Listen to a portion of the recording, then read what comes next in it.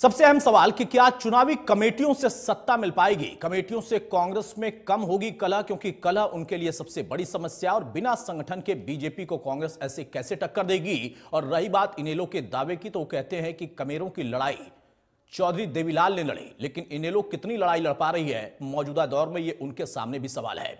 हमारे साथ कुछ खास मेहमान हैं, उनसे मैं आपको तारुफ कराता हूं। चर्चा में आगे बढ़ते हैं। नेहा धवन है बीजेपी के प्रवक्ता, बहुत स्वागत है नेहा आपका। विजय कौशिक हैं कांग्रेस के नेता, बहुत स्वागत है कौशिक भाई आपका। रजत पंजेटा साहब है इनेलो के प्रवक्ता, बहुत स्वागत है रजत जी आपका। और केसी मलकानिया वरिष्ठ पत्रकार हमारे साथ थोड़ी देर में जुड़ेंगे, उनसे भी हम चर्चा को आगे बढ़ाएंगे। सबसे पहले विजय कौशिक की शुरुआत मैं आपसे कर रहा हूं। 4 उप मुख्यमंत्रियों का जब आपने ऐलान किया था तो पार्टी के अंदर ही उसे खारिज कर दिया गया कि ऐसी कोई चर्चा नहीं हुई है। अब 4 कमेटियों के जरिए आपको लगता है कि बिना संगठन के मजबूत लड़ाई लड़ेंगे आप? देखिए, आपकी बात अपनी जगह वाजिब है, लेकिन कांग्रेस का जो कार्यकर्ता है वो त्याग में भरोसा रखता है। कांग्रेस का कार्यकर्ता, उसके पास चाहे कोई पद ना हो, लेकिन फिर भी वो पार्टी के लिए उसी जुनून और मेहनत के साथ काम करता है। जिस तरह से उसने अंग्रेजों के खिलाफ काम किया, उसी तरीके से आज भाजपा सरकार के कुशासन के खिलाफ कांग्रेस का कार्यकर्ता सड़कों पर काम कर रहा है। पिछले दिनों आपने देखा होगा, भारी ठंड के बावजूद चौधरी भूपेंद्र सिंह हुड्डा जी के कार्यक्रम में रिकॉर्ड तोड़ भीड़ ने यह साबित कर दिया कि हरियाणा में कांग्रेस के कार्यकर्ता पूरी तरह एकजुट हैं और निश्चित तौर पर अगली सरकार कांग्रेस की आने जा रही है। जहां तक भाजपा के लोग एक ही मुद्दा उठाते हैं कि भाई कांग्रेस में फूट है, हरियाणा कांग्रेस में फूट है, तो मैं उन लोगों को जवाब देना चाहता हूं कि उन्हें सबसे पहले अपनी गिरेबान में झांकना चाहिए। इनके मुख्यमंत्री और गृह मंत्री के बीच में कितने अच्छे रिश्ते हैं पूरा देश जानता है।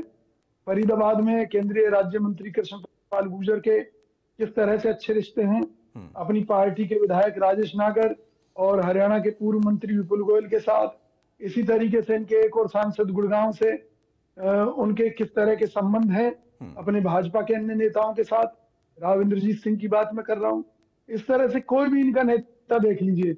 और दिल्ली के अंदर तो खुद बीजेपी ये मानती है कि बीजेपी की आपसी जूझ पैजार के कारण आज तक वहां बीजेपी सत्ता में नहीं आ पा रही। तो हमें उपदेश देने की बजाय ये लोग अपना घर संभालें।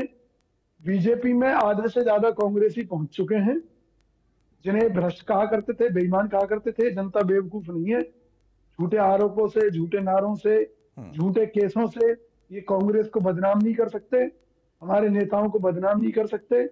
जनता इनकी चालें समझ चुकी है और जनता एक ही बात समझती है कि जो यहाँ प्रदेश की स्थिति है, चाहे फरीदाबाद को स्मार्ट सिटी बनाने की बात कही हो, यहाँ पर हजारों करोड़ रुपए बर्बाद करने के बाद, लूटने के बाद में कह दिया गया कि स्मार्ट सिटीज में तो एक छोटा सा एरिया आता है। ये केंद्रीय राज्य मंत्री कृष्णपाल गुर्जर का बयान है।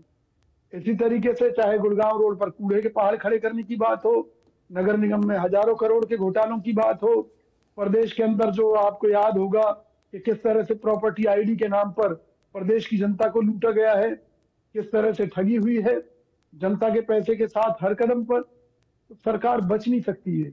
इसको अपने कुकर्मों का जवाब जनता की अदालत में देना पड़ेगा। नहीं बिल्कुल, जनता की अदालत में तो कुकर्मों का जवाब देना ही पड़ता है। मैं आपके कई उदाहरण से सहमत हूं, लेकिन कौशिक भाई एक उदाहरण से अपने आप को कनेक्ट नहीं कर पाया। जब आपने, जैसा आप अंग्रेजों से कांग्रेस के कार्यकर्ता लड़े थे वैसे ही लड़ेंगे। देखिए, अंग्रेजों से जिन कांग्रेस के कार्यकर्ताओं ने लड़ाई लड़ी थी ना, उस कांग्रेस को गांधी जी ने वहीं भंग कर दिया था। और आज के दौर का कोई कार्यकर्ता अंग्रेजों से नहीं लड़ रहा था। हाँ, आप बीजेपी से और इनेलो से लड़ रहे हैं, ये मुझे लगता है कि ज्यादा व्यवहारिक जवाब होगा।